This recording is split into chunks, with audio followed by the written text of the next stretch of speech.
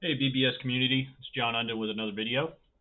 Going to pick up where we left off, where we were doing some basic workflow for scripting. We talked about how to use the developer console, how to conceptualize what you want to do in the offline mission editor first, create your mission, enter the real-time editor, and from the real-time editor you can go in and by pushing H as in hotel.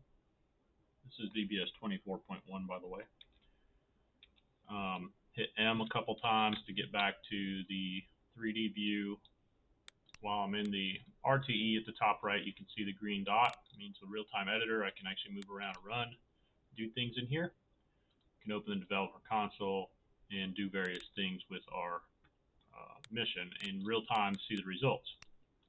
So that's kind of a summary of the last video. And in this video, we're going to take it to the next level and complete the workflow. And we'll probably start on the next series as well, which is going to be waypoints towards the end of the video. So stay in tune. So first thing I'm going to do is, since I've done so much scripting since the last time I published a video, I do recall that we gave you some homework, and you were supposed to make a left face. This is the right face. We'll go ahead and demonstrate what that looks like. Hit enter on my numpad. Come over here in front of my group. I'm going to hit 0. Hit 0 again and give them a right face, and they turn to the right. So you were going to give them a left face as well. So hopefully you did that. If not, I'll do that for you real quick. Go ahead back to the offline mission editor. It's very simple. It should take a matter of seconds. I'm just going to copy this trigger, paste it over here. We're going to call this left face. We're going to change T is probably a better way of doing that. Left face. We're going to change this to radio Bravo. There was a hint that you can't have two channels for the same command. That makes sense, right? Otherwise, it'll be trying to do two things. I guess you could. I mean, if you wanted to execute two different commands on one radio command, we're going to call this radio Bravo. And instead of turning them to the right, we're going to turn them to the left. So what I'm going to do here, instead of just setting direction 90, which is just going to face them to the east no matter what, first thing I'm going to do is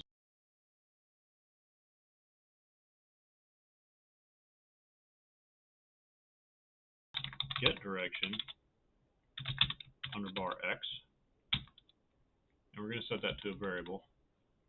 Call it, let's just call it my direction equals. So my direction equals get direction of X. So it's going to give me some direction in degrees, and then I'm going to say I want to X set direction, my direction, plus 90.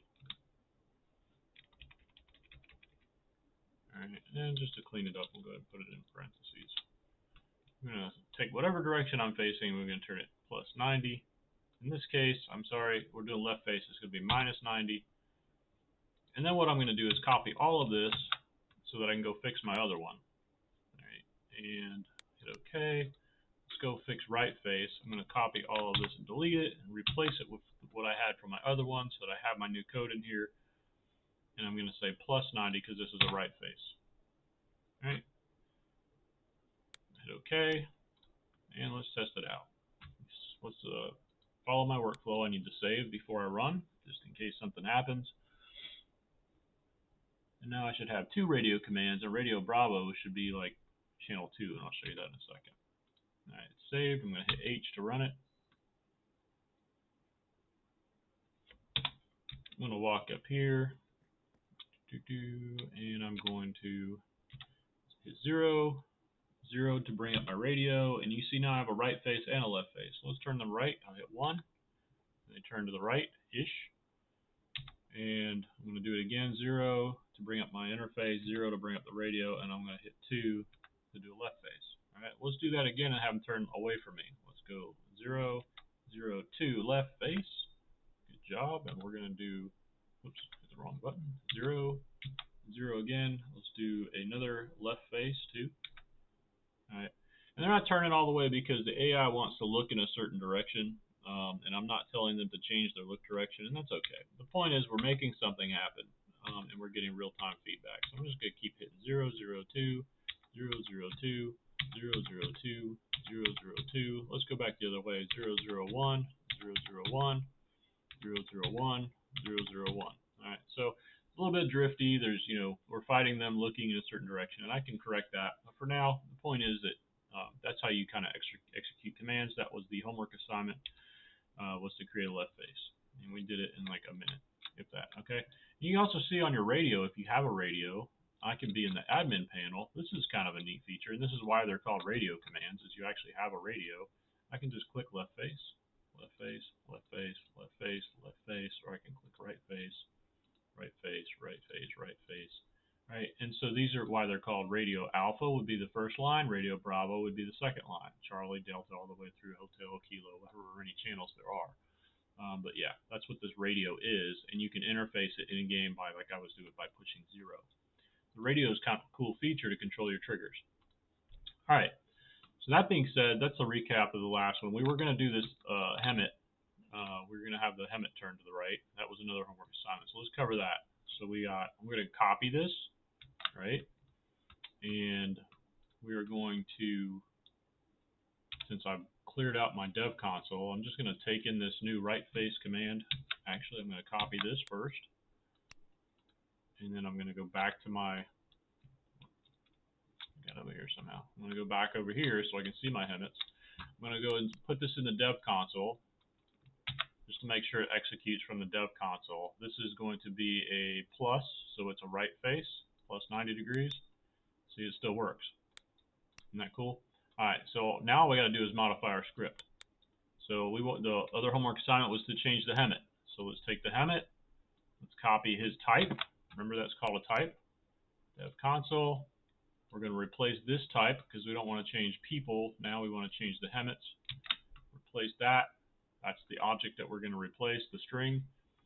And we also learned that vehicles aren't units, they're vehicles. So let's change this to all vehicles. All right. Let's execute it. Bam. All right. So now we can turn our vehicles as well. All right. Let's go minus 90. All right. Let's say we want to just turn them to 270 degrees exactly. Just change that to, oops, I messed up. Anytime you're wanting to go back, you can hit the up arrow on your keypad, and it'll bring up the last command that you just put in. So down arrow, up arrow. See the plus and minus changing? Up and down, up and down. You can go up, up, up, and see all your previous commands. It'll store them for quite a while. Okay. So if I want to swap between right and left, I can just execute. I can hit the up arrow to go back to my plus, execute, down arrow or up arrow again for my last command, minus, plus, minus, plus. Right? Pretty cool feature. I love that feature, actually. I'm glad the devs thought of it. So yeah, that was your homework assignment. All right, so the next thing we're going to do is, how do we take what we just learned and apply it so that I don't have to use my dev console?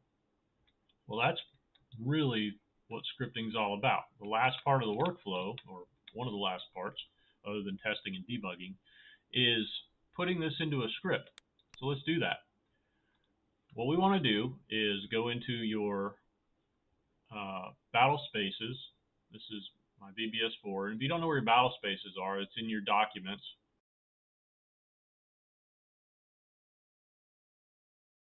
Under VBS4, battle spaces. And then find the name of your battle space. This one's called scripting_test. Scripting_test. You open it up and you have these folders. This folder. So we're going to open our missions folder up. There's another scripting test in here, and we want the one that has all this stuff in it. All right. What we're going to do is we're going to create a new folder, or a new file. Sorry. We're going to call this init.sqf. It says you want to change the file extension, it might become unusable. Yeah, that's fine. So I use something called Sublime, and it looks like this. And so what we're going to do first is set up our file, and typically we want to include, this is like a C++ function, C++ header that we want to include is this VBS2 headers function library. if you want to ever use a function in SQF, you need to make sure you include the function library so it knows what you're talking about. All right. And so I like Sublime because it has this SQS VBS4 color scheme that I like to use, that you can just download and add to Sublime. Anyway, so first thing we want to do, what happens is VBS, when it loads your mission, anytime you hit preview, it reads all the commands in order from 1 to 3, 4, however many lines of code you have in here. It's going to read them, and it'll go down the page and read those in, right, in that order. So what we want to do is give it commands in order. It's going to do this first. That's why it's called initialization. Right? So it's going to initialize this. You can put all your variables, all your functions in here, all of your instructions to the software to run. So that's why wildcarding was so important, is because if you want a file, an init file, to run on any mission, it's important that, let's say you have some variables in here, R1 through 4. This guy's named R1. Maybe you make another mission and you want to use the same file, and that R1 doesn't exist. Maybe it's named Tom or Steve or Joe. It shouldn't matter what he's named, and that's why we did a class on the last session for wildcarding. So what do we do with this code? Well, we spent all this time. That's why the workflow is like this. We want to prove the concept first. And once we have the code working as it is, all right, let's take the code, let's copy it from the dev console, and let's drop it in. We're going to make a function out of this. All right, so I just pasted all of that stuff in here. I'm going to bring it down. I'm going to make it bigger so it's easier to see. All right, and I'm going to go ahead and get my brackets working, right? We don't need this nil equals in SQF. Just the spawn will do. And the way I like to do things is kind of like this. Let me just show you. It's personal preference. A lot of this really depends on your coding background and what you've learned in coding, how you organize your drops, your braces. If you've taken C++, you're probably going to learn it this way, where you put the brace here and your code starts here. For me, just to keep it simple and for error-free, I do this. I always want to have my braces aligned. It's just a personal preference. But you can see in Sublime, it even underlines the two braces that go together with an orange line. Make that bigger so you can see it. So to me, this is very useful to do it this way. I've seen a lot of people do it the other way, like this, and to me, that just confuses me. Like, I don't like to have to look way over here to figure out if I forgot a brace or my brace is incomplete or something. It's just all lines up nicely. All right, so here's my code that we've already written in the last tutorial. And we're still using the UpArmor, whatever, Hemet 1075. And we're going to get its direction. Let me put this on a separate line. And yeah, so this is a script. Now, this script will run immediately when I launch the mission, and we don't want that. And it only run once because, like I said, it's understanding how software or how the computer interprets your code allows you to code anything if you understand how it translates what you have. So we're going to go down. It's going to start up here, and I'm going to go down the list. It's going to do line 2 next, which is going to bring in the library into memory. It's going to skip all these empty lines. It's going to see a spawn. It says, oh, I need a separate thread for this. And then the way this next one's going to work is like it's got a brace. Okay, well, there's no instruction with that brace. We're going to go down here, and we're going to see this for each statement, which is this whole block. Right, and we're going to say, I need to find all my vehicles. Okay, I've got a vehicle. It's called X. Is it? And we're going to ask this question. If it is this, which will be true, any response of true will allow it to enter into these braces. If it's true, go ahead and do the stuff that's in here. And we're going to say that my direction is whatever direction my vehicle is facing. And that vehicle, we're going to set its direction to whatever it was facing plus 90. And we're going to do that for every vehicle in the array. And let me go ahead and put a semicolon after this. SQF is like C++ a little bit, but it's, you got to have Gotta have all your semicolons. Okay, after each line. It's like the period at the end of a sentence. Notice there isn't one here. The end of this sentence is down here, because this is all one sentence. I could put it all on one line even if I wanted to, but just to keep things straight, I've separated it out like this. All right, so this is a block of code that will execute immediately, right? And so once the code finishes cycling through this, it gets to the end and there's no more code. It's just blank. So it's not going to do anything else. Well, we don't want it to run immediately when the program starts. We want it to run when we want it to run. So let's make a function, and this is how we're going to do this. I'm going to take all this stuff, highlight it, and hit tab to go over just to give me some space. I'm going to name my function, and typically in VBS, it doesn't matter what you call it. I could call it XYZ if I wanted to, but we're going to call it FN for function underbar. Man, I've got a lot of functions in here. We're going to call it JU. Those are my initials. You can name it your initials so we know who kind of wrote it. And you can even see some VBS functions that are in there that just pop up. That's another thing I like about Sublime. It kind of knows the library. And then we're going to call this one right face. Right face. All right. And we're going to set that equal to something. It's a global variable. You'll notice in Sublime, global variables are always white. And even though it's a function, it's typically a variable. It's a variable. We're just assigning all of this stuff to this variable. Now, I started my brace here. Let's end the brace down here. Another reason lining up the braces is important, right? And there is my function. It's that simple. The cool thing about, if you know C++, the cool thing about this SQF is you don't really need to declare what kind of variable this is. I don't need a void. I don't need a string. I'm not returning anything. I'm just doing things with this information. So you will never need to put something that says like void, blah blah blah, or integer, blah blah blah, or whatever.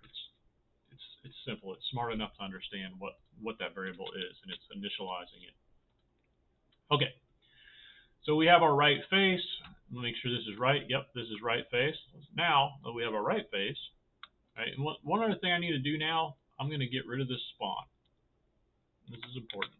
We don't need the spawn. The spawn is if I want a thread and I wanted a thread immediately. We have further control of that when we call this.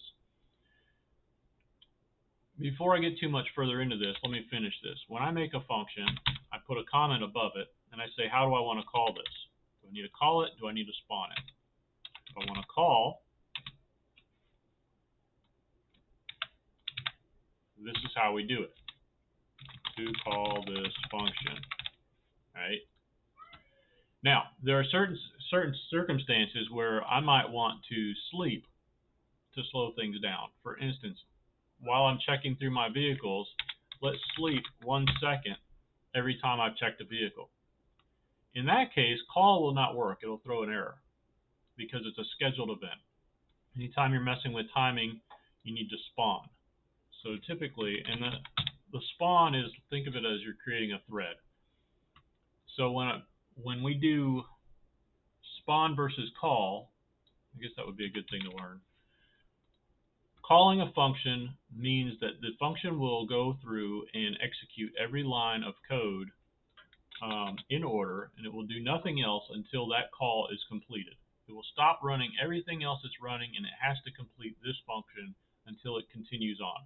So if I had lots of stuff up here running, and down here we had lots of stuff too running, so it will have to do lots of stuff running first. If we call this, it will run this entire function before it starts lots of stuff too. Okay? If we spawn this, it will make a thread. It will allow me to do sleeps because it's got its own timing at that point in time.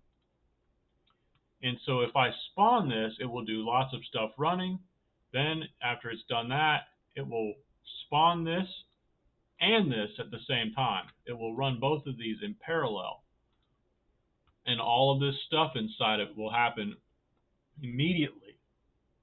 unless you put a sleep. So when you're spawning something, it's very fast. It's in parallel with everything else that's going on. It's its own thread, and you can control its flow control by adding these sleeps to stop it for a second so that it doesn't run ridiculously fast. But just know, those are the kind of differences in a nutshell between calling and spawning. Also, if you want to call this function, and let's say I wanted to return something. So let's get the sleep out of here because we're using call now. If we wanted to call this function, and I want to return what my degree is, I'm going to go return my direction. All right, the last line does not need a semicolon. All right, but we are going to return my direction. That's how you would kind of write that. And so what I could do when I'm calling this in my code, let's see lots of stuff too down here. Let's say I wanted to call my function. So I'm going to say call, and this is why I do this, so I don't have to write it again. Just paste that. That's what it would look like. We're going to call that, but we're going to assign this a variable now. We're going to say my degrees equals, all right. And so when we call this, what will happen is it will call this function, whatever my degrees is or my direction is, it will convert this variable into my direction. So let's say my direction is 35.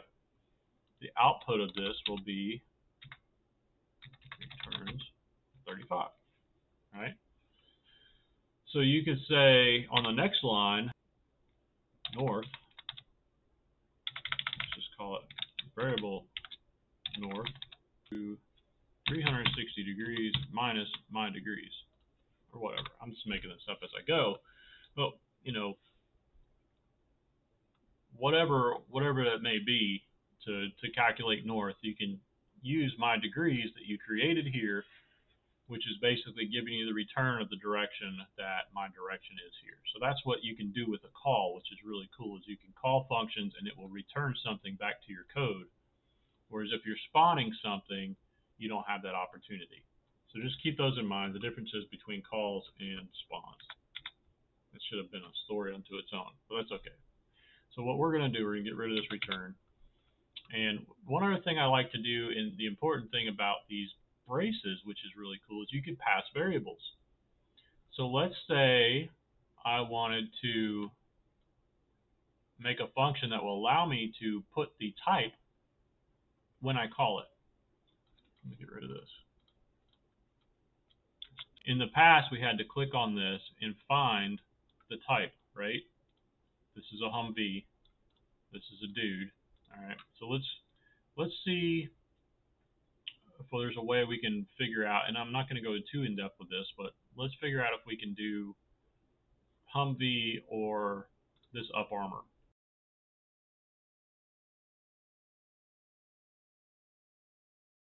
Let's say we wanted to just turn anything in any direction. That's probably a good example of these braces.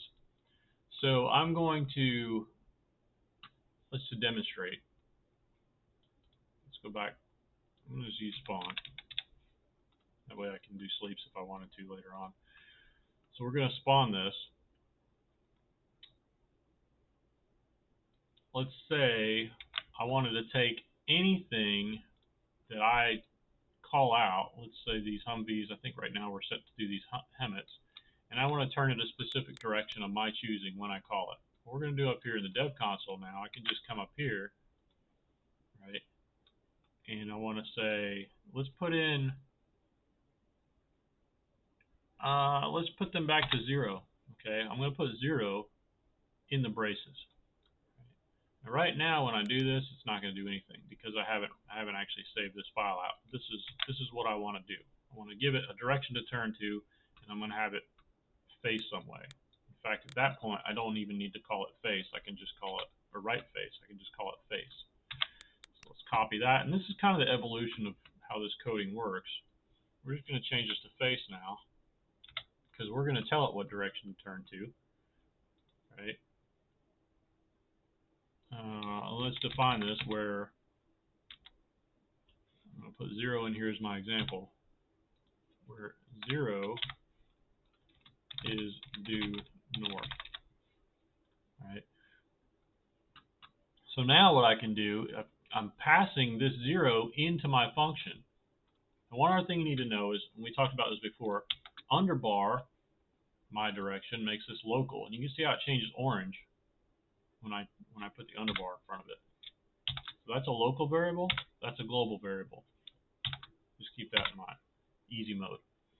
We're going to go ahead and just right now I'm going to change all these to locals because we're not running from the RT anymore. And if you don't know the difference between a local and a global variable, it's pretty simple. A global variable can be accessed by any block of code, and a local, it's in jail. It's in the confines of these braces. You cannot call my direction from another function if it's a local variable. It's only local to this jail cell. It's captive. It can't be used out of scope. We call it scope. All right, and we've scoped this variable to this function. So it belongs to this function and nowhere else now. All right. In C++, you have to do public and all that stuff. In VBS, it's just smart enough to know underbar is local, no underbar global. Just like this is global. All right. I can make a local function, right? But we want to keep this one global. Anyway, so that being said, we're going to spawn with the 0. Let's bring in the 0. This is how you do it. We're going to call it my direction. We've already identified it. Or let's call it desired direction. Desired direction equals. There is a magical variable in VBS called this. This is the thing that we're passing. So remember that, very important. This could also be this. In this case, we're using it locally, so it's this. Select 0. All right. Why are we doing this? Well, we're taking this, when we say this, just like X is talking about, underscore X is talking about what vehicle in the array, let's make a fictitious array here. Let's say this is vehicle 1, vehicle 2, vehicle 3. All right, that's our array of vehicles.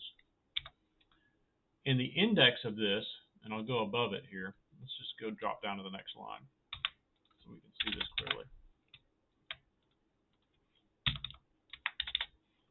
These are comments, by the way, just so it doesn't execute the code. But this is the index, and this is index 0. I'm putting it above it, 1 and 2. Okay. So vehicle 1 is index 0. Vehicle 2 is index 1. Vehicle 3 is index 2. It always starts at 0, 1, 2. And if I had 55 things in here, we'd go keep counting, right? It's very important to learn because all vehicles is an array of, just looks something like this, except there's a lot of vehicles in it that are in your mission. Not all vehicles that can be in your mission. It's all vehicles that are currently in your mission. So in this case, we are selecting 0, which is vehicle 1. All right. But in this case, let's say I did 0, 1, 2, and I sent this information 0, 1, and 2 over. We are selecting 0, the first thing in the array, if that makes any sense. So this is a single entity array. We're selecting the first thing in it, and we're going to call that desired direction. Get rid of this. So now we can use this variable in our function, desired direction. All right. And what we know, we want to turn this, to simplify all this, we're going to get this type of vehicle, and we're going to turn it. We're just modifying this. We're going to turn it into our desired direction. We're going to say x set direction, desired direction. All right. So now I can pass in a 0, and it will take all of these things, and it will change the direction of x to the desired direction. Now what I'm going to do is save it. All right. And when I want to call this, let's just do some quality checking real quick. Yep, that's spelled correctly. I'm going to use this command to do this to these vehicles. All right. So now I can do all of my hemits, and anytime you saved your init file, restart your mission in the battle space, because I'm in the RTE. All right, it only loads the init file on launch, so I'm just going to restart it, preview again, and now it's initializing mission contents. So that function now exists, and I can almost prove that. Let's see if I can prove that. Tools, developer console. Let's see what this is in local memory. Look at that. If I put function juface in here, this is all my code. And if I could scroll down, I would. But let's just select all. But you can kind of see it says it's starting to spit out in this little box my code. All right, so it's definitely in memory. So I'm going to take a look at my hemets, and now I can just execute my code. My function, I'm going to call it here, instead of writing all that garbledygook, let's just go 0 spawn, it's face. That's another thing you got to look out for. All right. Make sure, this is why I do this, make sure you're grabbing the right syntax from your function. I'm going to paste it in here. Now they should go to 0. Look at that. Now let's say if I want them to go 90. This is really cool, guys. 90. All right. I'm controlling it. 180. All right. Let's go to, I don't know, 37. Who picked that number? 37. 0. All right. So now I'm controlling the way that they face. And you can do all kinds of stuff with that. Now, what if I wanted to do the Humvees and have control over what vehicle I'm turning? Well, that's pretty cool. Let's do that. Let's go in here and let's do another. Let's do another thing. We're going to pass in here, and we're going to go the type. So let's just do type. Right, that's not a command. That's just to let me know that we're going to pass direction. And we're just going to do this. And we annotate first. Direction is desired direction, and type is, well, type is kind of self-explanatory. So, but I write it like this, so I know it's going to need a string because it's in quotes. And in SQF, you don't need to go using namespace, STD. You don't need to include string. It just knows that if it's in quotes, it's a string. It's such a brilliant coding application. So direction and type. So now we've just modified this. This is how we're going to call it. Okay, so let's go ahead in here and let's define our type, because we're going to receive something now. We're just going to call this type. Let's call it my type. Why? For instance, let's see if I write type. See how it's purple? Purple is a command. All right, so I don't want to name a variable a command. So that's why I called it my type. Equals. What do you think is going to go in here? This. Select what? What's the next index? This is 0. It should be 1. Right? So now we've just defined that my direction is 0, and we're going to call it this. My type is 1. We're going to call it this. So now what do you think I can do with this? I can get rid of my type here and just replace it with that variable. Now check this out. I can send the type. This is cool. You're going to like this. Hit this, save this. Now I'm going to restart this, or not restart, I'm going to end it. In my experience, you have to end the battle space. Restarting it doesn't always load in the init file. So we're going to just restart it since I've saved my init file. It's initializing. Hit M a few times. Now we've just made ourselves even more powerful. We can come in here now. Our triggers still work because they're still there, right? But this new command, I want to just get the type of my Humvee, which is this. I'm going to copy it. I'm going to go into my dev console and I'm going to put comma, quote. All right, and I'm sending this type into my function, and I'm going to change it to, I want them to go 90 degrees. Watch my Humvees. I'm going to hit execute. Bam. Now I have direct control over what I'm turning. All right, let's change them back to 0. All that hard work from the last video, all we got to do is change one number now. All right. So we're using building blocks to build a foundation and build a house that's going to be very strong. Once we built it, it's there. We don't need to keep manipulating it. So let's go ahead and use this, and let's change our Hemmets. All right, so let's get our type from our Hemmet. I got it. I just copied it. Go back to my dev console, and let's go ahead and put that type in here because we want to turn these Hemmets. Let's go 0. Bam. All right, so I can use the same code in many ways on many things just by writing it that way. All right, let's turn them back. What if we want to do the soldier now? There's an interesting thing. I could assign that as a homework assignment. Let's take this soldier. All right, and let's put him in there. What do you think is going to happen? You should already know the answer to this from the last video. All right, let's turn them to the right. Nothing happens. Let's zoom in so we can be sure that nothing happened. They're still facing that way, which is north. Let's look at our handy dandy compass, by the way. How cool is that? It's facing north. All right. Dev console. Why didn't this work? I'll give you a second to think about it. You can pause it. But the answer is they are not vehicles. They're all units. Okay, so how can we make it work for no matter what I put in there?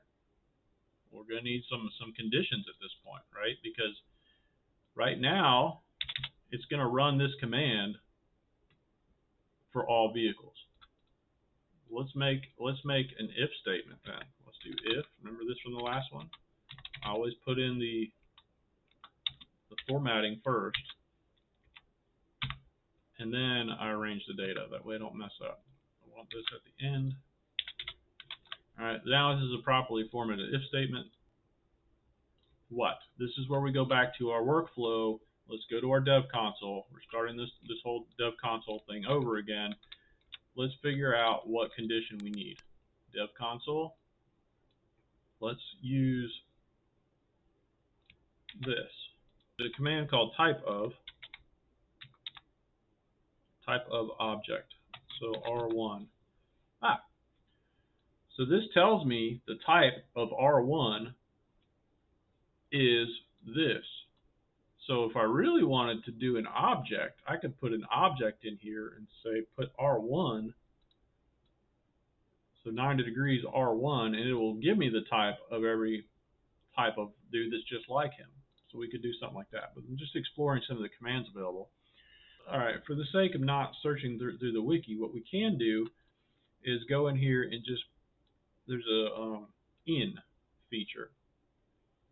So we can say is let's just say R1 in all units true. So R1 is in the array. Here's all units. This is what that looks like. And look, there's R1. So it is in, this is a very good command. R1 is in all units. All right. Is R1 in all vehicles? Let's find that out. False. So there's our trigger. We've just identified our condition in which to call the certain functions. So this is pretty simple then. So let's pull all vehicles. Let's pull this in to our code. Let's drop it in here. Now we know R1, you can't use R1. We could, but it wouldn't work in any other battle space where R1 doesn't exist. So what we want to do is,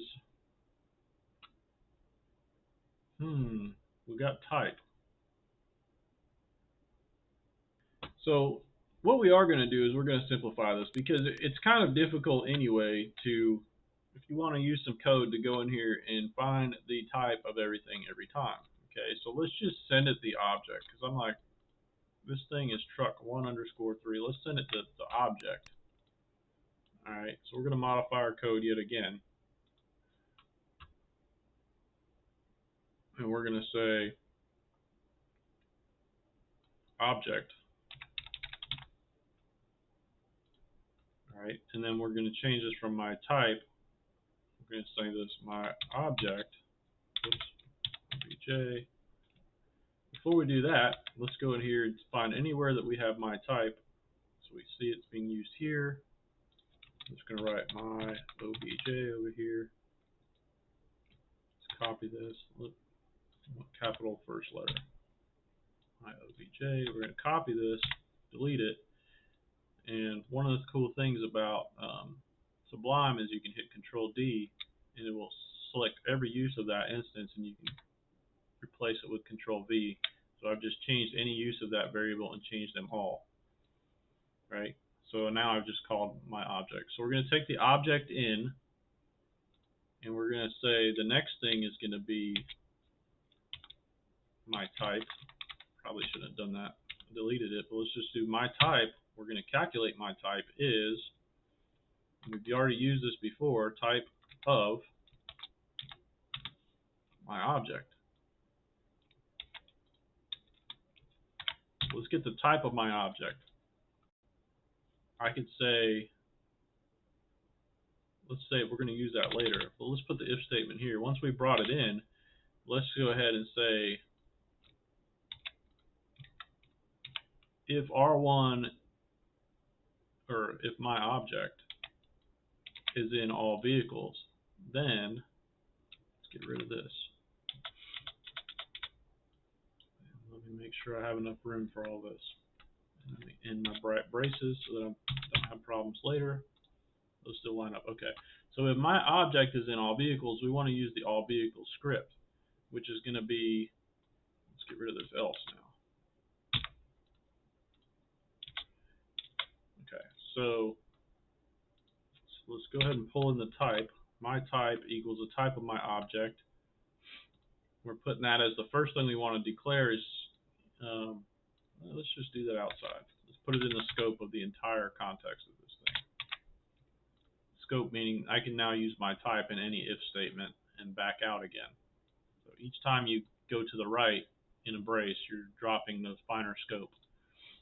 We're declaring our variable up here so we can use it anywhere to the right of where it's declared in scope. So now we have my type, and I'm going to copy this.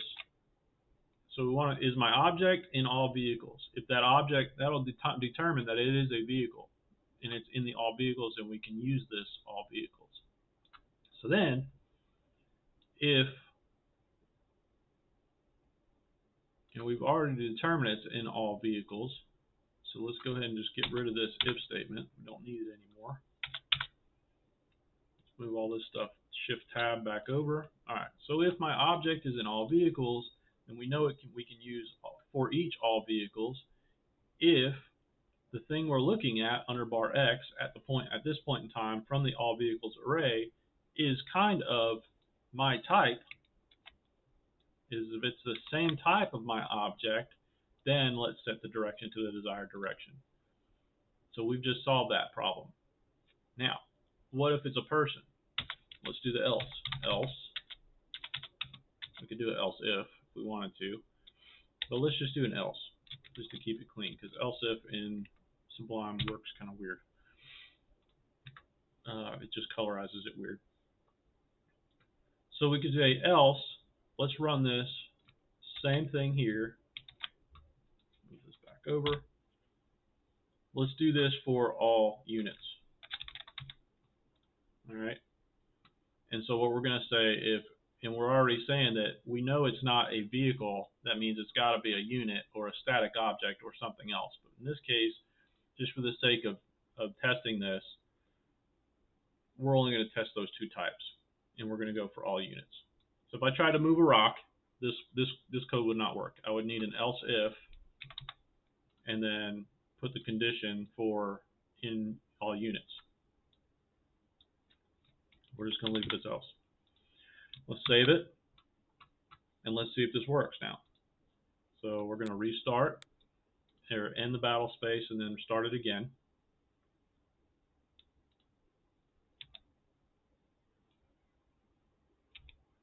M is in map twice. Alright, so now I should have full control over everything here. Let's test this. Tools, Dev Console.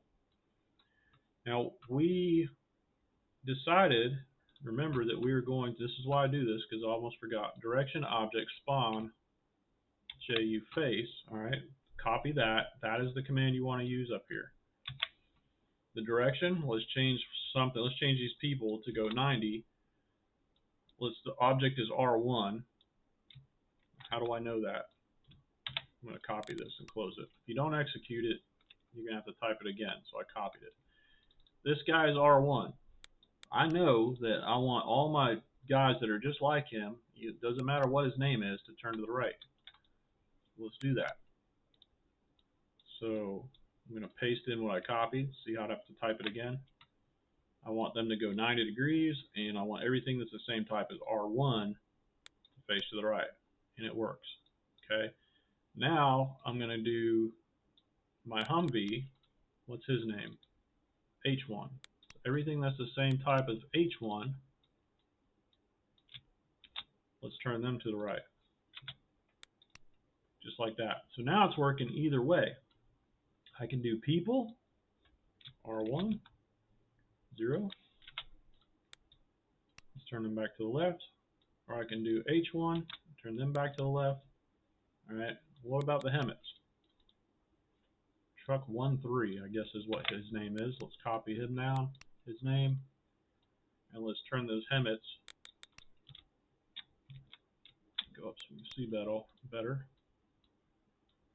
Let's put the name of that truck in there. It doesn't matter which one of these truck names I put in here. Let's change them to 0. It's going to move them.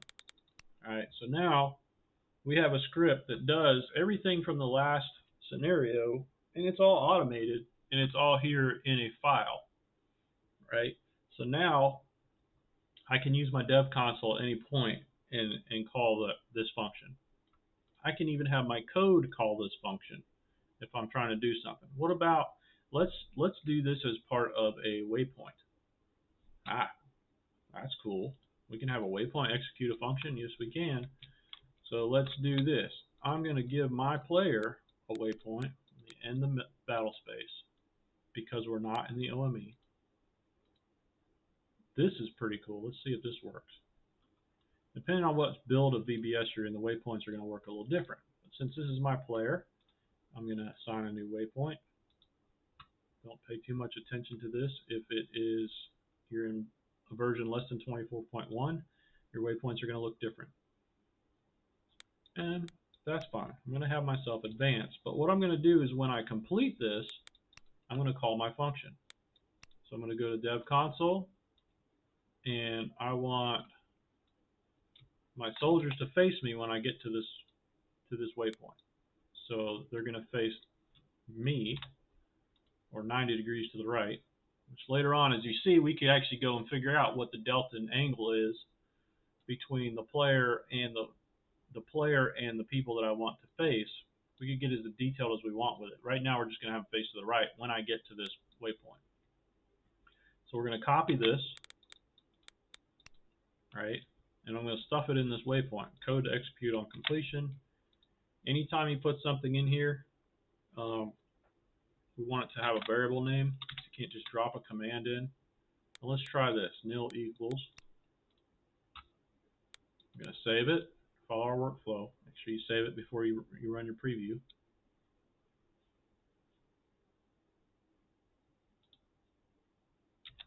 There it's saved. Run our preview, and now when I spawn in, it tells me there's my waypoint. So let's go to it and let's see if my guys turn when I get there. I don't have to sit there and keep telling them to turn. Look at that. They just turned immediately. Good job, troops.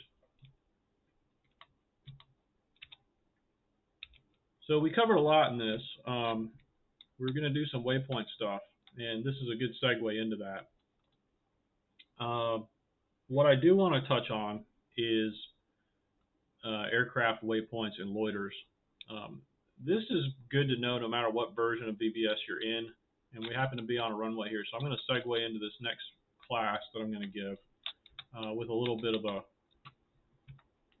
quick intro to it. So I'm going to create an aircraft. Let's just go with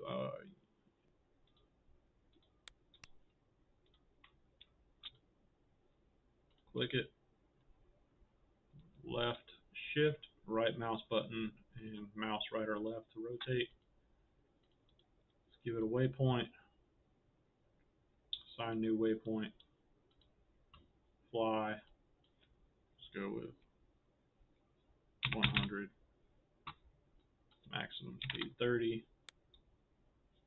Let's go AGL. Give it a variable name. We'll call this WP1.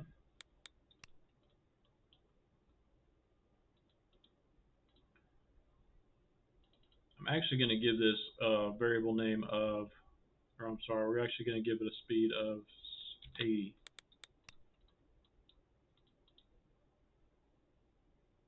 Assign new waypoint.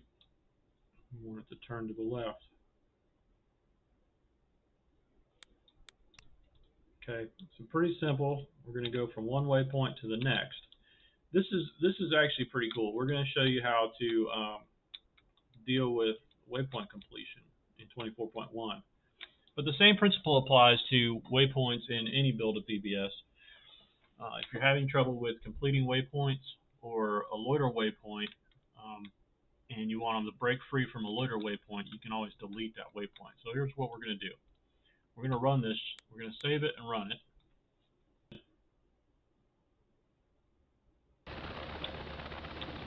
I already hear our helicopter going. There it is. Now let's watch what this helicopter does when it gets to its waypoint. It's going to be going pretty fast. And so you would think you would just hook around and go to the next waypoint. But this helicopter wants to stop on this waypoint. It needs to hit this waypoint precisely. So if it's going too fast, it'll either stop on the waypoint or it'll be going too fast and might overshoot it. See how it stopped it there? It slowed down and then it turned. Right, that's great. But let's try this one more time. So with AI is pretty cool at slowing down and hitting this waypoint. What if I just wanted to turn and not slow down? It's almost coming to a stop. We can terminate that waypoint earlier if we wanted to. Right? That's what I'm going to show you how to do. Anytime you make a waypoint like that, and you want it to terminate, let's get our triggers handy. Make a trigger. How big do we want this trigger? We want it to be false. We want it to be circular. Let's make it 200 meters.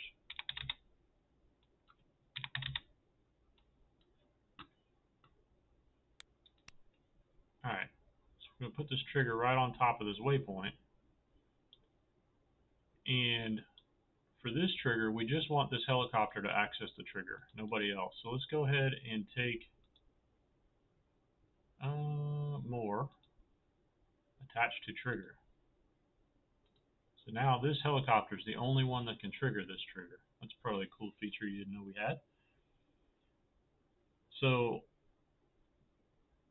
when the helicopter triggers this, we want it to do something. So let's have it. Let's go back to our handy dandy dev console and let's figure something out here. Get rid of all this other stuff. Right? What we want to do is, what are the waypoints for this helicopter? Well, the helicopter's name is Helo 1. I know it's lowercase. There it is, Helo 1. Let's see what waypoints it has. I spelled it right. That would be good. Waypoints for Helo 1. These are the two waypoints. That's the first waypoint. You can see its index is 0. The next waypoint is index 1, and it belongs to this entity, which happens to be the Helo. So this is the first waypoint. This is the second waypoint. Notice there are two nested arrays. This array is the first item in the outside array. So if I select 0,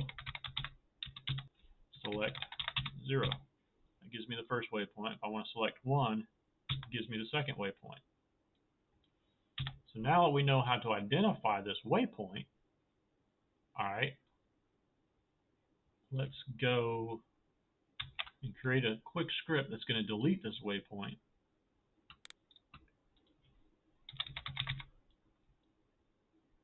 Delete vehicle. I believe there is a waypoint. See what comes up for waypoints. Add waypoint. Delete waypoint. There it is. Delete waypoint, waypoint. In 24.1 plus waypoint to delete. So you want to use this in 24.1. And before that, you can just do a delete vehicle, I believe. So let's just copy this, delete waypoint, waypoint from our wiki. And we're going to say delete waypoint. And this is the waypoint. We're returning this as the waypoint. So I'm going to go ahead and parentheses everything in here. And that is my waypoint. So the very first waypoint on his list, we're going to delete that. Copy the code out of here. Just this code. Copy this code. We're going to assign this to the trigger. And we know on a trigger, on activation, nil equals, and then the code we want to execute. Either one, select 0. We're going to delete his waypoint. Alright. Let's just do a spawn. And we'll put it in braces so that it's actually some kind of code. There, like that. Alright, so anytime you're using a command in a trigger or a waypoint, you want to have nil equals spawn or call, and then the actual code you want to call. Okay, so let's run this now. I'm going to save it. This is a very cool workaround because you can copy and paste this trigger to pretty much any waypoint you have, and it will work and delete the current waypoint that this aircraft is going on. Let's run it. So here's my helicopter. Lock the camera. Now you should see this waypoint delete as soon as he gets within 200 meters. If not, we'll debug it. Yep, there it goes. It's deleted. Instead of going and trying to hit that waypoint precisely, he's going to immediately turn and head over to the next waypoint. Okay, so that should help if you're doing a long flight and you're flying really fast and you want to move through some valleys or whatnot, or hills and valleys. You can control when that waypoint is deleted and completed by using a trigger that just deletes the waypoint when you reach that point. Then you'll notice that the trigger is executed, and we only execute it once. Now, if I had it on repeat, it would delete the next waypoint, the next waypoint, the next waypoint. So we only want to do these once. Alright? But that's it. So let's just recap. We learned a lot. We learned how to use init files, init.sqf file, which I'll bring up again, to create our code that we've been using the dev console to figure out, turn it into a function that we can call from a waypoint or from a trigger to execute something. So I could potentially call this function the same way that I'm deleting these waypoints from these triggers. I could call a function, and you saw it earlier, when I walk up to this waypoint, there's the function that I'm calling, right? So you can automate processes by creating your own functions in a file and then using them in your waypoints like such, or your triggers. So hopefully this was helpful, and we'll talk to you again, maybe expand on the waypoint tutorial in the next video. Thanks for watching.